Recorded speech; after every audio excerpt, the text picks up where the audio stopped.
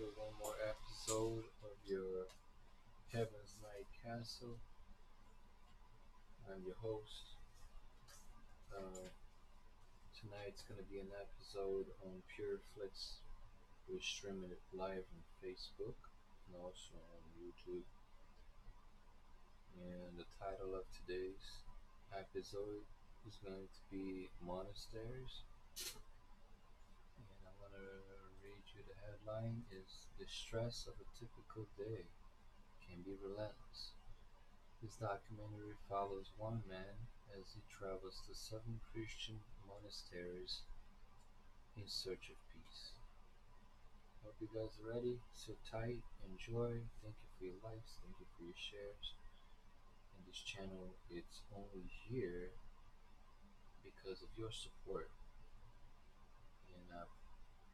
And we pray for this channel to be able to reach many lives out there. God bless you. Have a good night.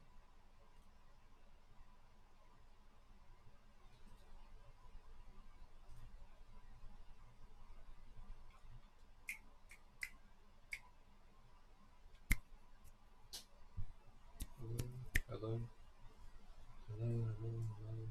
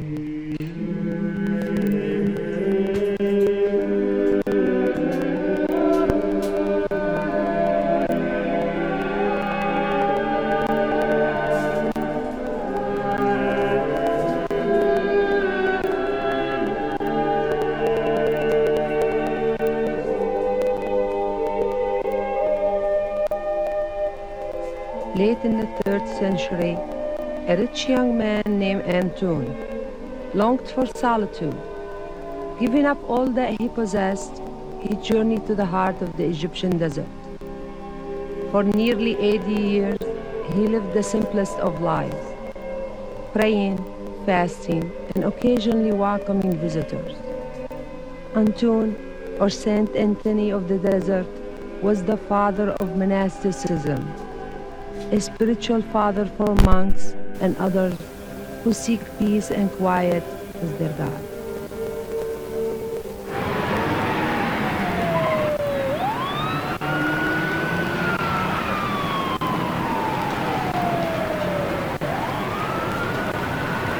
The feverish pace of society has hardly subsided since the time of Antony. Everyone seeks relief, a time to release, recharge, and prepare for the next challenge in life. Monasteries offer a solution for the stressed-out American. There are more than 200 monasteries in the United States, and surprisingly, these are places you can visit for a day, a week, or even a lifetime. Jim Murphy leads us on a journey to 7 distinct monasteries. The majestic beauty of St. Meinrad Archabbey, a Romanian Orthodox monastery and its icon school. Benedictines in the desert of southern Arizona. A one-of-a-kind Lutheran monastery. Followers of St. Francis of Assisi. An Ozark Mountains Trappist monastery. The community of world-renowned musical artist John Michael Talbot. And we'll conclude our journey with a modern-day St. Anthony, a hermit in northern Ontario, Canada. And then we take Jim Murphy juggles an active life of family, coordinating special events, and authoring.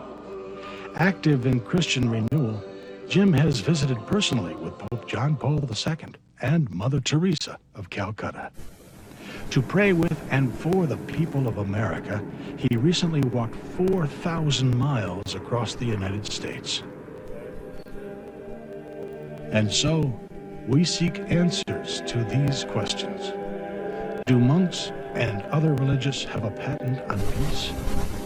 Can you and I find this same solitude? Peace is definitely a characteristic of these kinds of places. Hi, I'm Jim Murphy.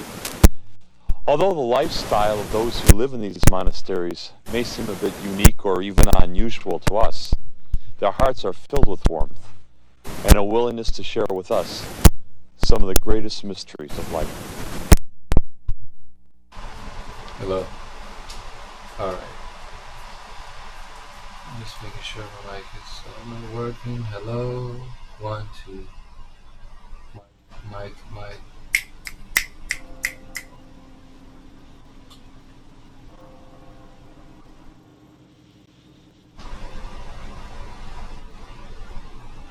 O Lord, how great are your works, how deep are your desires.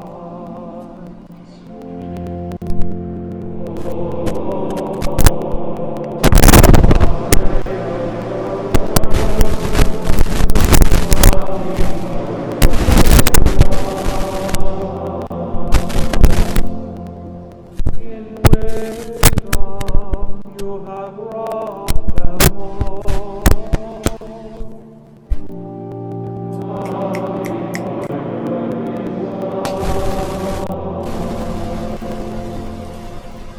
Glory to the Father and the Son and the Holy Spirit.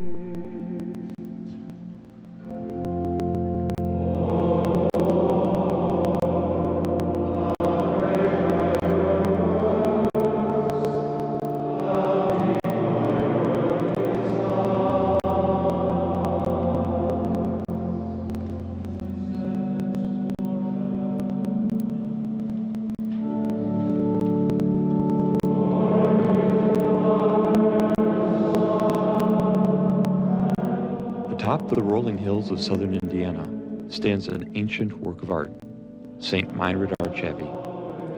This monastery is home to 140 Benedictine monks. Music, painting, stained glass, sculpture, and architecture combine to create a praying and working community. Well, Jim, I think one of the foundations of Benedictine monasticism is that the creation is good. Creation is part of God's work. And creation is given to us not only to enjoy, but also to continue, if you will, to continue that work of God.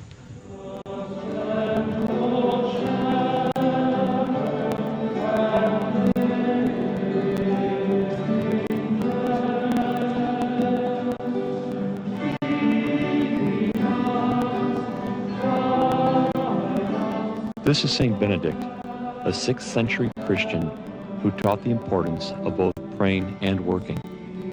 His teachings have guided monks for 1,500 years. And this is St. Meinrad, a follower of Benedict who is known for his hospitality. In fact, Meinrad was so hospitable that he knowingly fed and lodged the men who would take his life. The teachings and traits of these two saints, prayer, work, and hospitality, have guided the monks of St. Meinrad Archabbey for nearly 150 years. Visitors are invited to pray with the monks 4 times daily, or spend their time studying, visiting, or resting. The Archabbey is also the headquarters of Abbey Press, world-renowned makers of inspirational products. Well, I originally started coming to St. Meinrad over 20 years ago when I had a friend in seminary here who invited me up, and it had such a profound feeling to me in my soul and in my spirit, and such a rejuvenating spirit that I've been coming back ever since. And as newlyweds, I convinced my new wife to come up here, so now she's a regular as well. I've just felt like it's It was like the end of a day when you put your briefcase down at home and you take a deep breath. That's how I felt when I came here. I felt like I put all my briefcases down and I could take a deep breath and just felt cleansed and warmed and at home.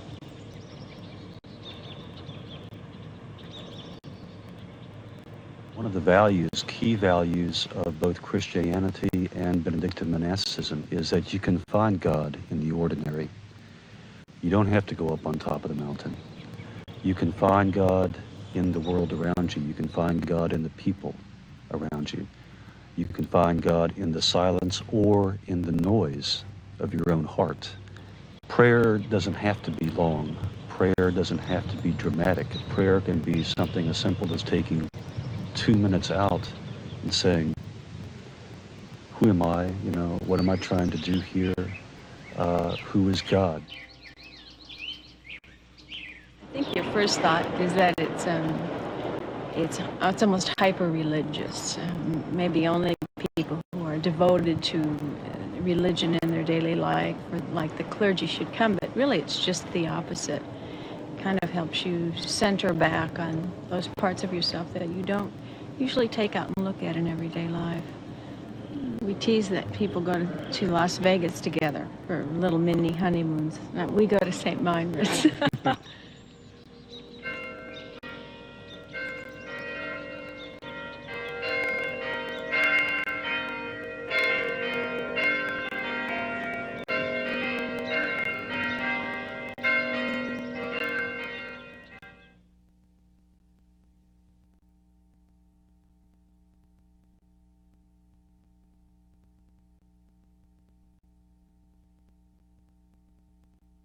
It's the middle of winter, and there's a peacock in your pickup. Welcome to Southern Arizona and Holy Trinity Monastery, the home of 379 types of birds, roadrunners, an occasional panther, and a growing community of religious sisters, brothers, and retirees. This is a young monastery founded in 1974 by Father Louis Hassenfuss. How would I describe the place? Well, I would describe it certainly as a Benedictine monastery in the making. I say in the making because when we traditionally think of Benedictine monasteries, we think of Monte Cassino, or we think of St. Meinrad's Abbey, St. John's in Collegeville, which are monstrous in size and have a sense of awe. Their buildings, their architecture and the like would be breathtaking. We're anything but breathtaking. We chose particularly the idea of having adobe buildings because adobe has a lovely quality in that if for some reason or another the monastery no longer existed, that it would kind of just melt back into the surroundings. It wouldn't leave a scar. A visit to Holy Trinity Monastery can be a reminder of the fragility of our lives. There is the tranquility of the people that's reflected in the peaceful beauty of nature. Yet the people share a keen awareness of their mortality. Oh, I retired. I don't know whether they want my life story or not, but my wife died last August. And I had for some time been interested in monastery life. And so I had heard about Holy Trinity, and I came down and fell in love with it and said, this is for me. And I brought my wife down with me, and she's interred by the side of the chapel. And there's a space up there for me. And with my wife down here with me, I feel peaceful. I just feel real good. What we do a lot of is retired people in RVs come, and they have a lot of talents, and we use their talents. Like we built this, what you see, all this stuff we built, a lot of it is volunteer work. They love to help us. The monastery also serves as an unofficial cultural center for the community. There's a museum, workshops for the arts, and seasonal festivals. Also on the grounds are a library, gift shop, and thrift shop. And of course, there's lots of time to pray. So what we developed is the traditional Benedictine way, but we have the charismatic expression, especially in healing and laying of hands. A lot of people that had cancer have come to us, especially little children, and we prayed with them and they've gotten healed.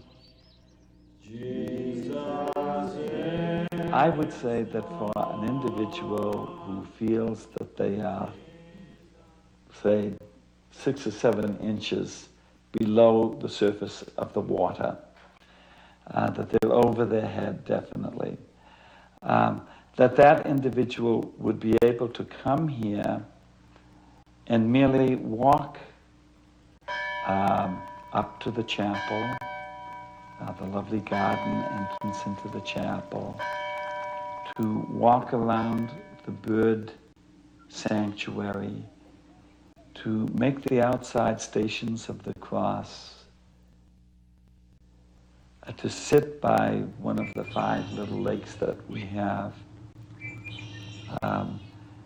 just to look up at the sky, to experience a real sense of solitude. This is certainly possible here.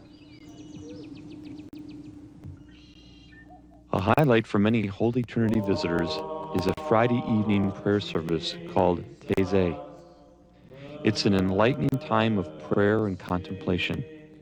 Taizé includes the reading of a gospel passage in various languages.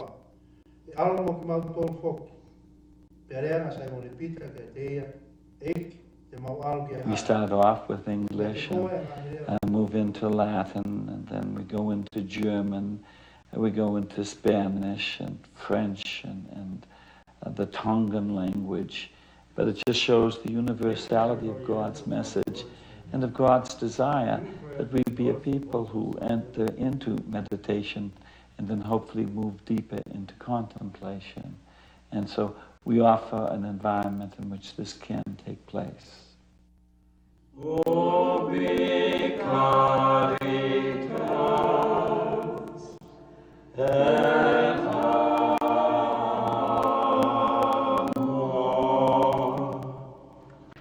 Ubi caritas Deus ibi est.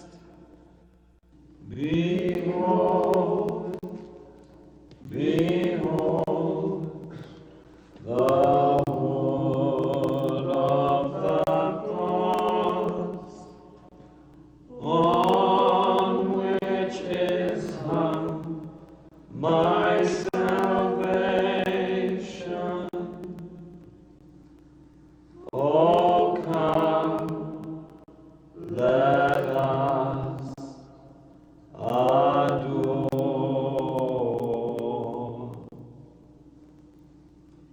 Behold, behold, the wood of the cross.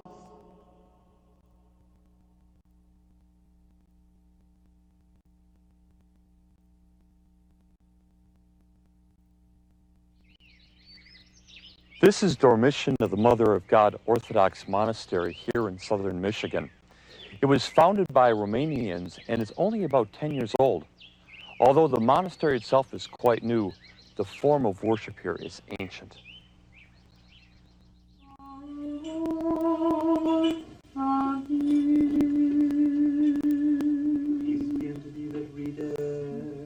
And your spirit, hallelujah, hallelujah, hallelujah.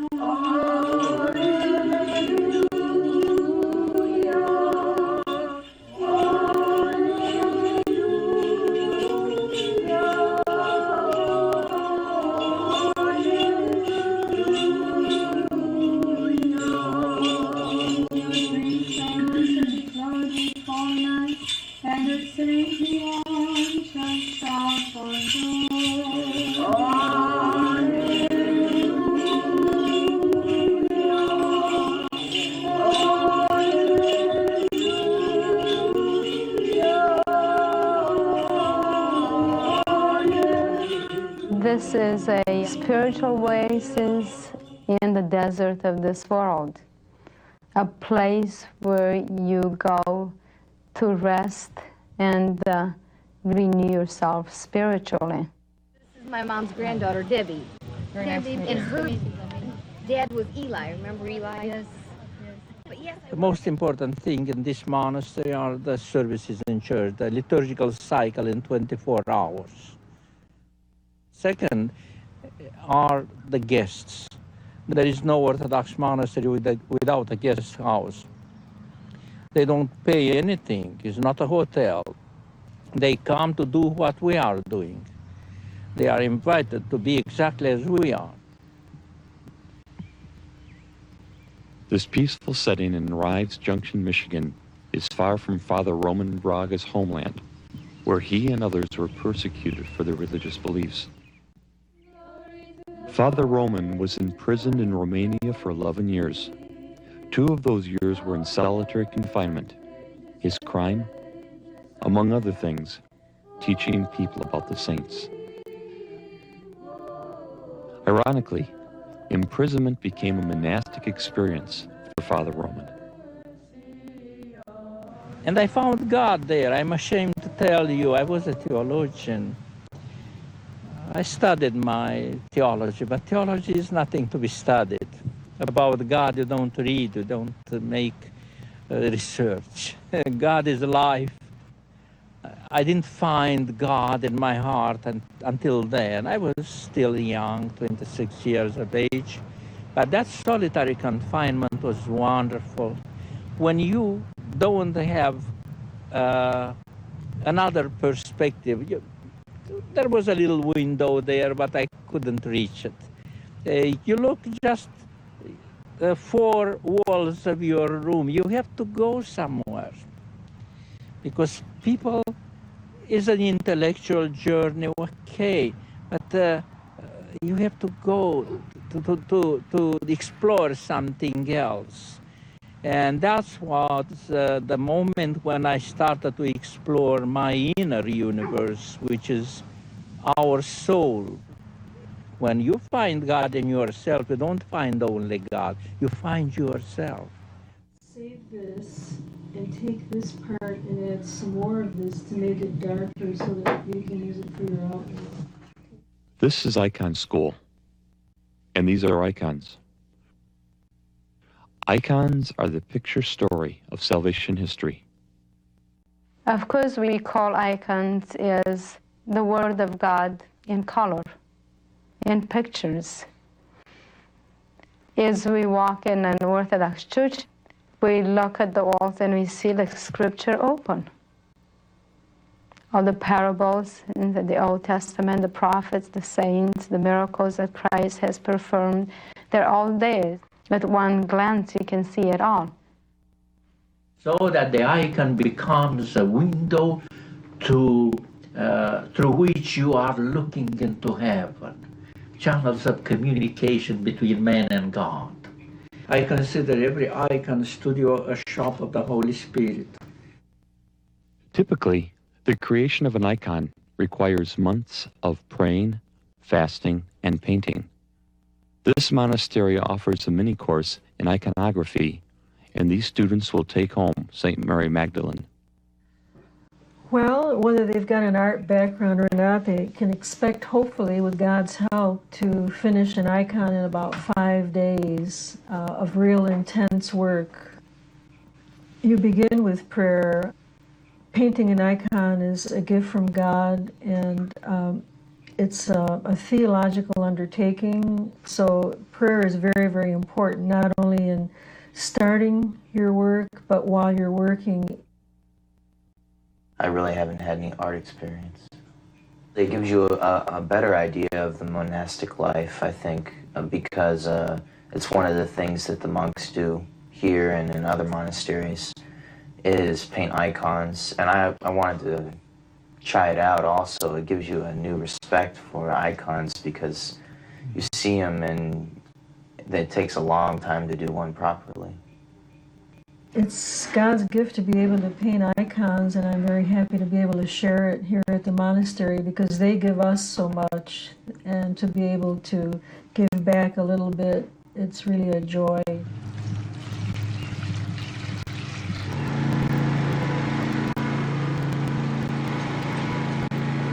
The rhythm of the secular life and the society is not a normal rhythm.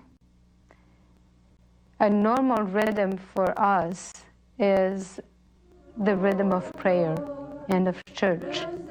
And it's very typical when they come here that it takes time to unwind, so to say, to quiet down, to become still, body, soul, and mind, and enter the rhythm of the life of the monastery.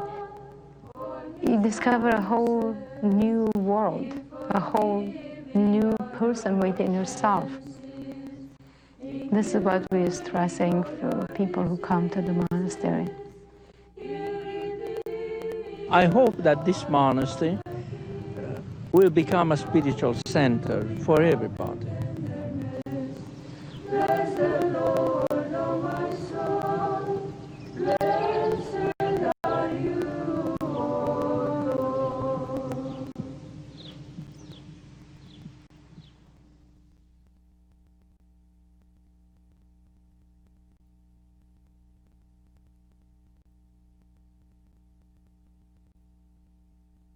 In 13th century Italy, a young woman named Claire was captivated by the bizarre behavior of a poor little man named Francis.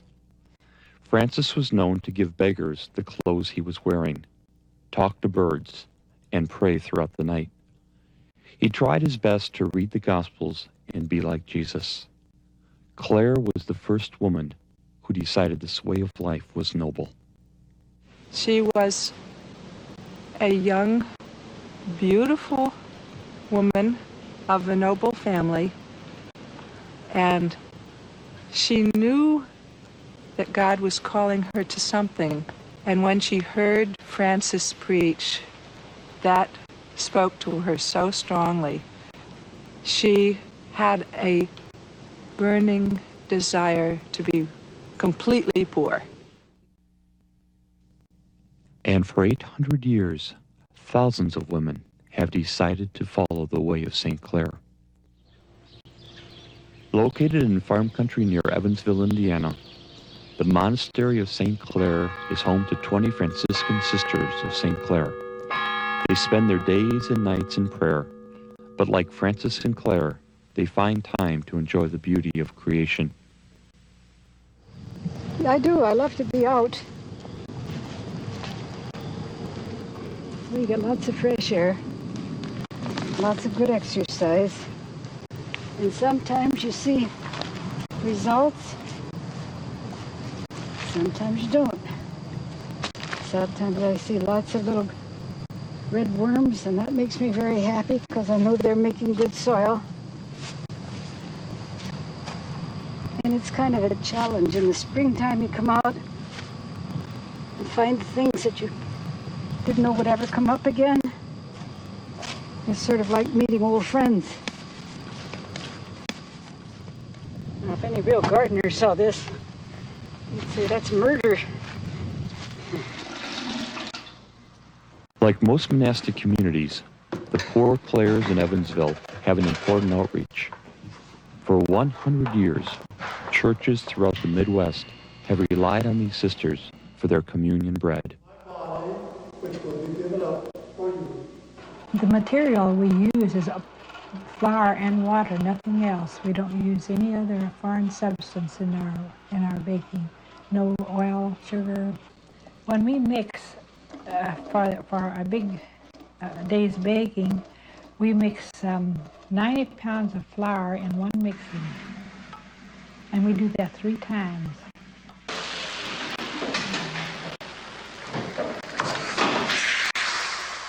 It has to heat up to a certain temperature, otherwise they're cold sheets, and we have a lot of trouble with the sheets if they're not well baked. But you can overbake them too, you know. So it has to, you get a sort of a sense of what's right there, you know, after you bake a while. What's going through your mind when you're making the bread?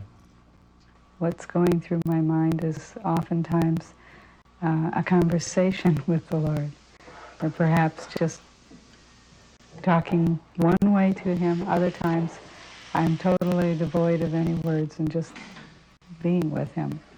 Sometimes you see Him through the window as we're making the breads, and that extension of that creation of God and how vast it is. And we have all nature around us. And I can be making the bread and see Him there and look out the window and see Him there. It's a beautiful opportunity for prayer. In your 52 years as a religious sister, how many hosts do you think you've cut? Well, I don't know. I would say it's almost like innumerable. It's like a religious experience for me, really, it really is. It's just like the Lord is right there with us. You know, He's what we are doing is going to be His body and blood, and for me, it's just like living in the presence of the Lord.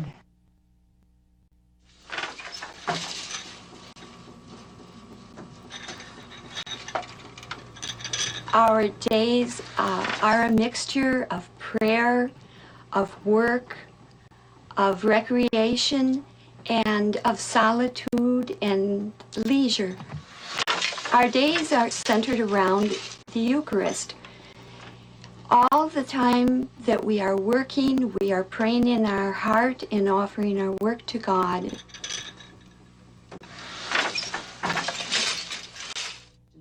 It is such a beautiful life. It's not easy, but it is beautiful. And when you give your heart to Jesus, you just know who your spouse and He's going to take care of, and He loves you and you love Him. It's just a life that cannot be compared to any other, really, in my estimation. What I appreciate most is the chance to pray, to be intimate with God, to let Him love me.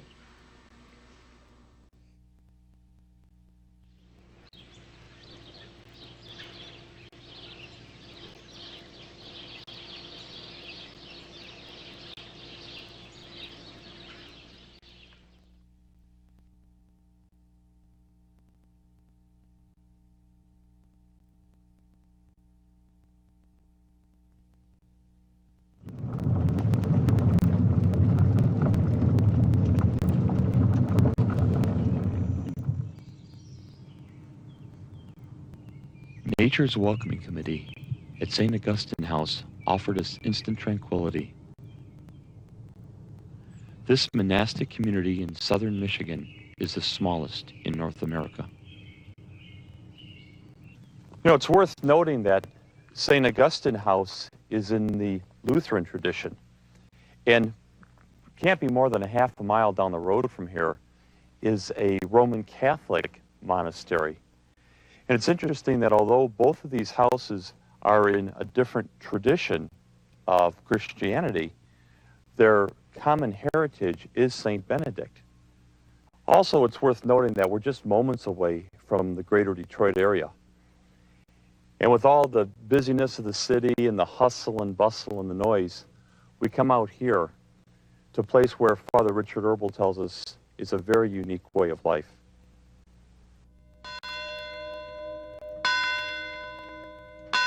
People sometime in their life need to get away, and maybe this can be a place of quiet and peace where they can have various things healed in their life.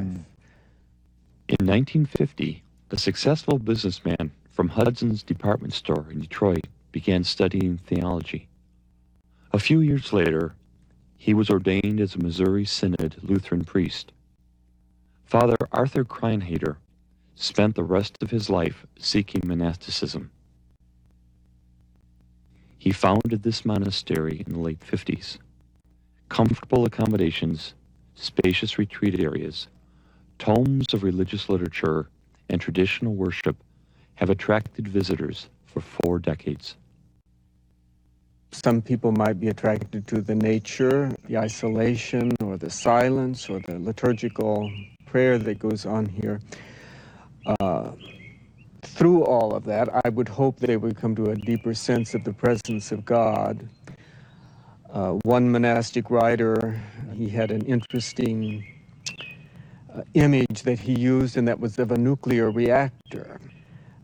And he said that when you visit a nuclear reactor, or perhaps a powerhouse, he said, even though you don't see the nuclear reaction or see any of the uranium or any of the actual things, yet he said, everything that goes on around there is related to that. And you sense there is this mysterious fire at the heart of this place that even though unseen, everything relates to it. And I think in a monastery, we would hope that everything that goes on here, the meals, the work, the prayer, somehow points to a mysterious fire that's at the heart and the center here, that people can become aware of that.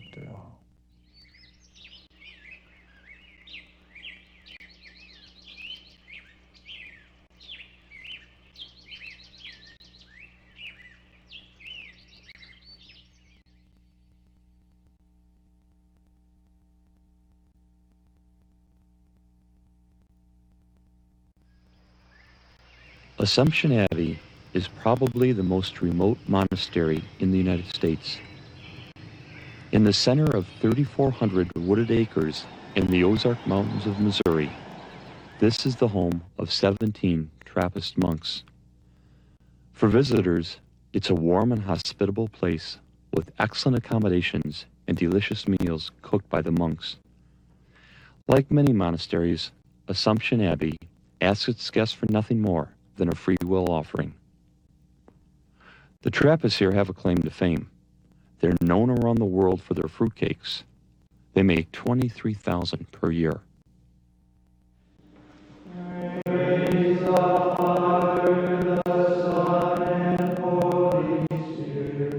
Trappists lead a vigorous prayer life. The community rises at 3 a.m. and their prayers and works continue through the early evening. The Trappists count as their own the most famous monk of the 20th century, Thomas Merton. Merton was an intellectual of the world turned monk whose spiritual writings, like The Seven-Story Mountain, have sold millions. Father James Connor, the abbot of this community, was a personal friend of Thomas Merton. They lived and prayed together for 18 years. In many times that, to my mind, one of the greatest graces of my life was the fact of having lived with him and under him and had him as a spiritual master and spiritual director. Thomas Merton described Father Connor as most holy and quiet, a constant consolation.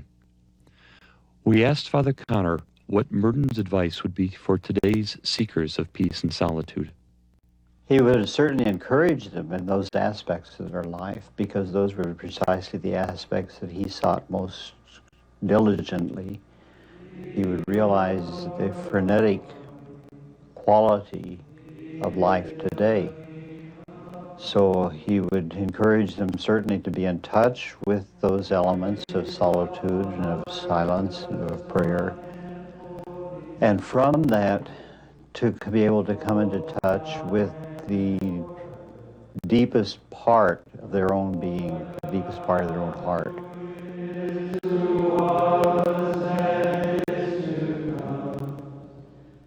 Let us keep our eyes fixed on Jesus, who inspires and perfects our faith.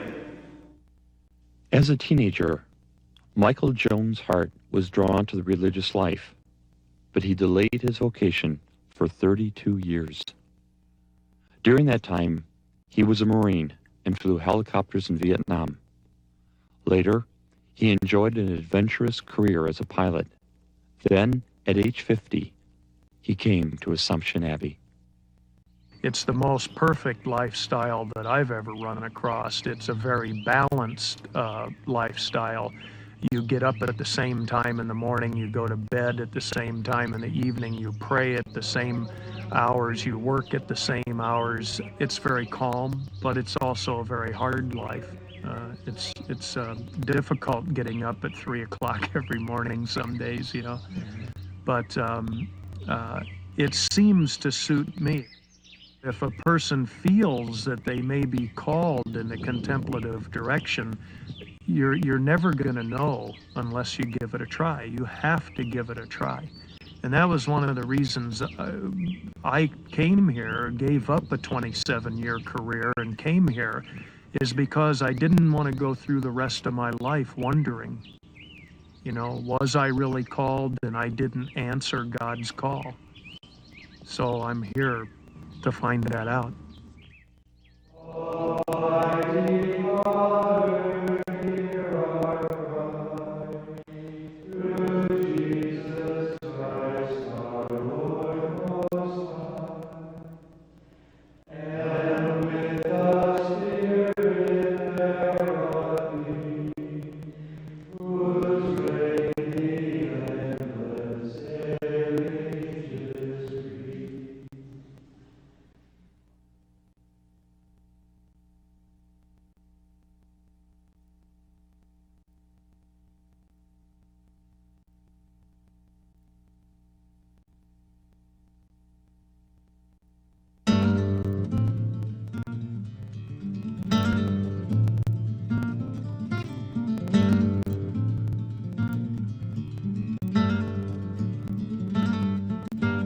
Can you believe in the miracle coming?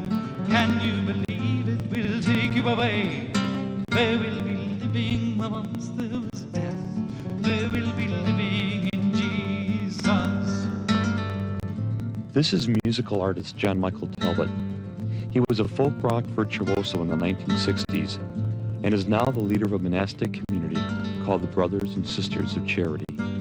Can you believe there is charity coming? The only law now that we've come to obey.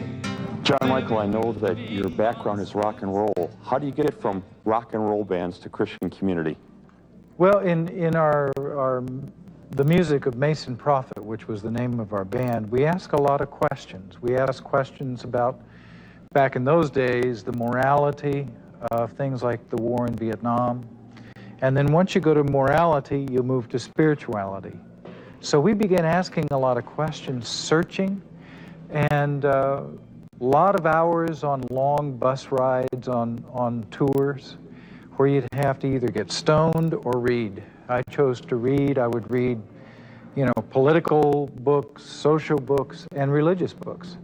So it began a spiritual search that culminated in my really coming back to my Christian faith and then eventually going on to the Catholic faith. There will be in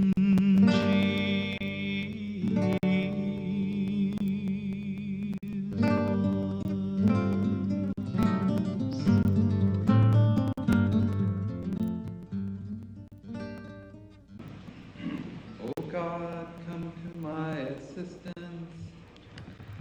Oh Lord, make haste to help me. Through that Catholic faith sprang a community. Brother John Michael Talbot is the founder of this religious order.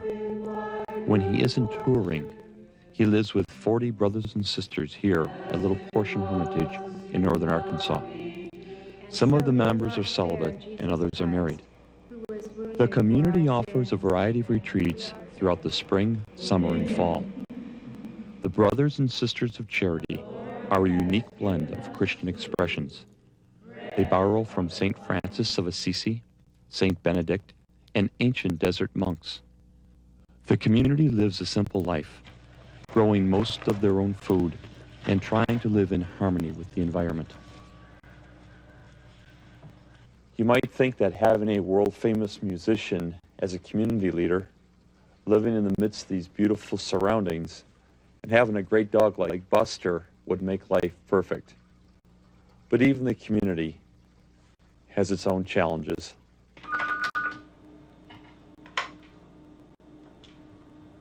Little Portion Hermitage?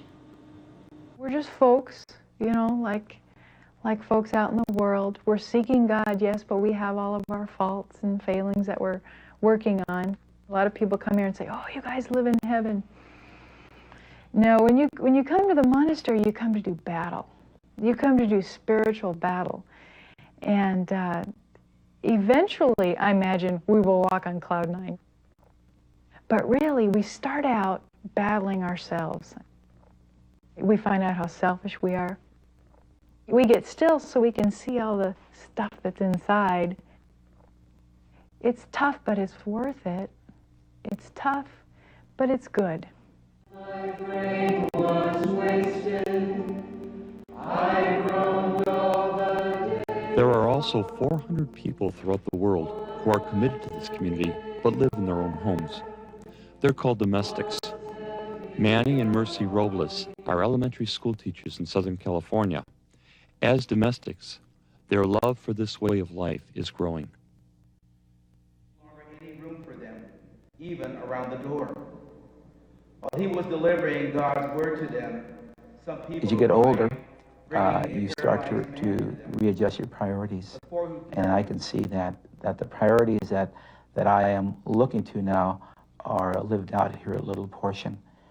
Our Father, who art in heaven, hallowed be thy name. For my particular spirituality, this is what I need. For me, it was after a deeper conversion that I had to Jesus. I just saw this as a way to even be closer to the Lord and to brothers and sisters, and I just loved what brothers and sisters were. They just had that certain peace and look that I was searching for, and so I wanted to be part of that. We live in a very noisy society. So there's kind of a hunger for the silent, quiet things of life. And I think it's just humanity seeking what we know is the right thing that God has given us in the first place. We have to have some silence, then we can speak.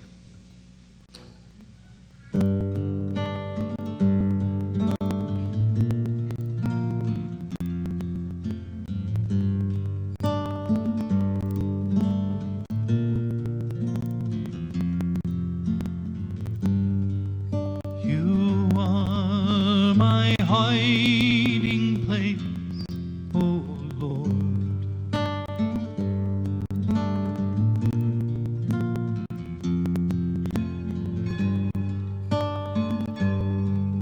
You save me in my distress. You can't find God if you're not looking. And if you're truly looking, you're going to take time. So people probably hear this a lot, but you really just need to take time for prayer. You need to take time to listen, to be real still, to be real quiet.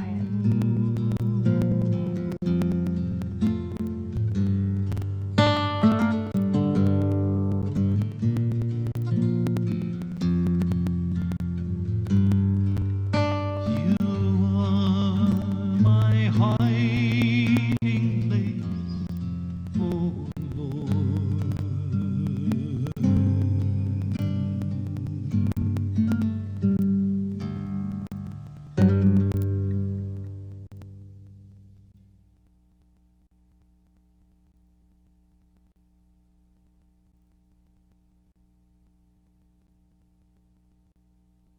Well, it's been quite an adventure. We've seen a lot of different men and women and different lifestyles and different monasteries. There's one more I'd like to see. I'm going to take my little video camera here and go visit a hermit.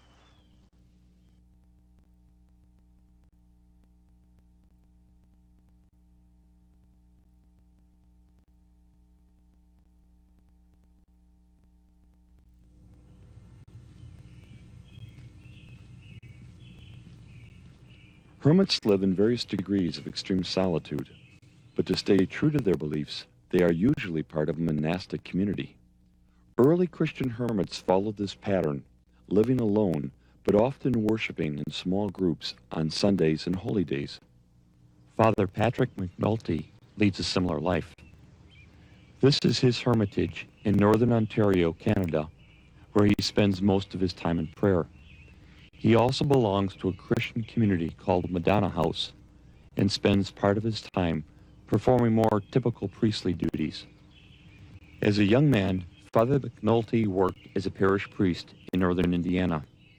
He traveled annually to Combermere, Ontario, to spend time with the Madonna House family and make private retreats called Pustinia.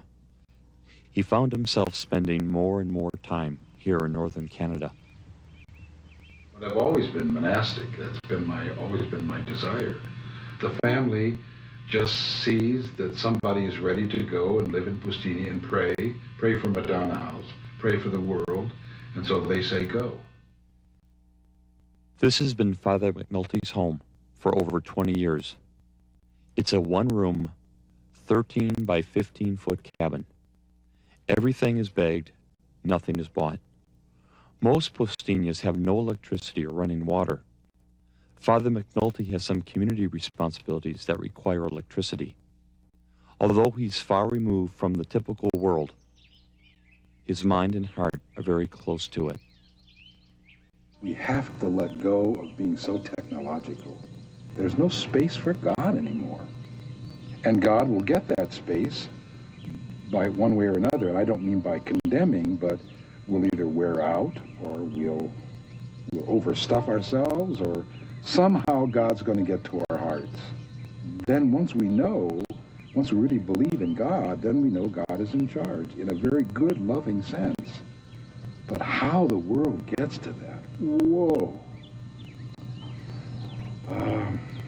And I suppose that's why some of us are doing what we're doing. My life in the Pustinia has always been fashioned around the Jesus prayer, in one way or another, in one form or another. Now it's just the name of Jesus. And I really believe my prayer of or cry for mercy from the Pustinia really brings down great mercy on the world.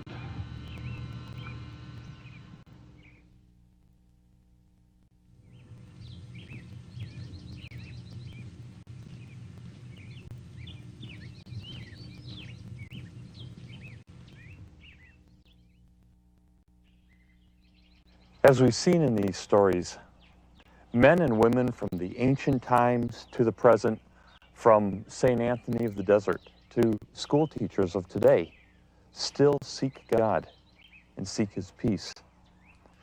Now, everyone is welcome to visit these monasteries, and we've listed their phone numbers and ways to get in touch with them. There's no pressure whatsoever to participate in religious services, but you may want to check them out and see if one of these places would be a place for you to visit, to take a few days to rest.